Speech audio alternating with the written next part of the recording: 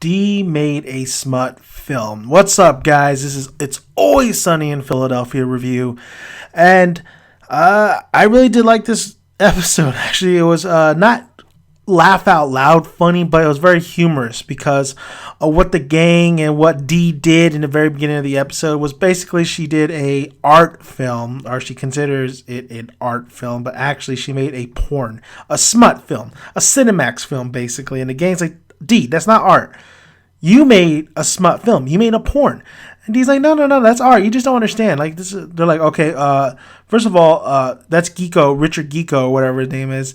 And where's he from? It's Puerto Rican. It's a Puerto Rican film. Yeah, come on, D. That's a smut film. So, I mean, the gang's giving a shit, and Dennis has a great idea. He's like, you know what?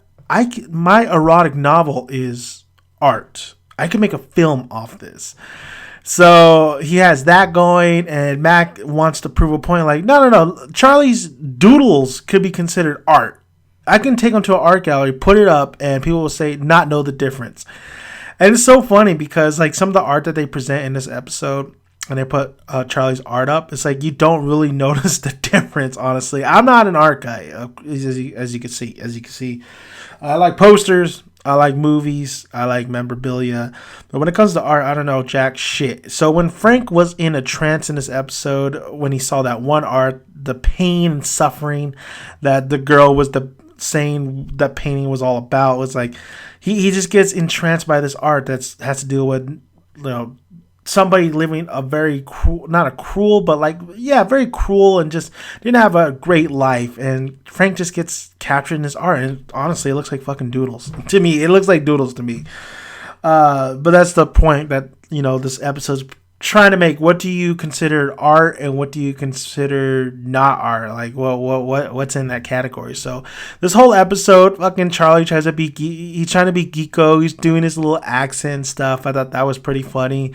I like Mac in this episode. I thought Mac actually, it felt like the old Mac, the smart Mac, not the stupid buffoon Mac. I mean, Mac's not smart, and he's not really smart in this episode, but he thinks he's smart. And that's the old Mac I used to know. So when he's dealing with Charlie and Frank, he gets a little bit of the shine. He's like, you guys are idiots. Like, I'm trying to prove a point. Frank, don't go over the top. And of course, Frank goes over the top when he's like has his big hair and stuff in this episode. Like, it was a great episode. And it really, for Mac, it really felt like the old Mac. And then we have Dennis trying to have Dee create this film and make a film about his erotic, life in that novel. And Dee pretty much finds out, like, no, you're 14. Wait, it seems like you had sex with a teacher. And these are like your past adventures, like when you were in high school and stuff. He's like, no. I mean, like she was a librarian. She was a librarian. Like, yeah, she was an old, ugly ass librarian, and you were 14 years old. Dennis, you were raped. And Dennis like, no, it was consensual. Like, me and her, we had fun. And Dee's like, no, you got raped. And at the end of this episode, she makes a film where basically explains that, yeah, he got raped by the ugly, like, troll-looking girl, and everybody agrees, like, oh, yeah, I remember her. Yeah, she was ugly. Yeah, what the hell, Dennis? So I thought that whole scenario was hilarious. I thought the ending, bringing Rickety Cricket back in here, now he has longer hair. Like, you talk about somebody who has a piece of shit life. Like, when Rickety Cricket entered this episode, I was like, fuck, man, like, they fucked him up bad. Like, the gang fucked him up bad. Looking at Rickety Cricket and where he is in this episode, like, he's doing dog orgies and shit, like, damn, man, like, that makes you, like, the gang's a piece of shit, because honestly, he would have never became that if it wasn't for Dee, especially Dee, and if it wasn't for the gang themselves just using Rickety Cricket. And boy, did he sunk so low. And it's funny how he just goes in and nonchalant, like, oh, yeah, what do you want to know, Charlie? Is he doing a geeko thing? What is he doing? What's his accent? Like, it's Rickety Cricket, man. I always like when he's in the episode. I like him and the McPoyles. I love when they're in special guests in the episode. So, like I said, this episode was very humorous, not very laugh out funny. Not like when the gang hits the slopes, but it was another great episode. It was flowed very nicely. The tone they're trying to set, the debate, the overall message in this film was great. The art versus smut.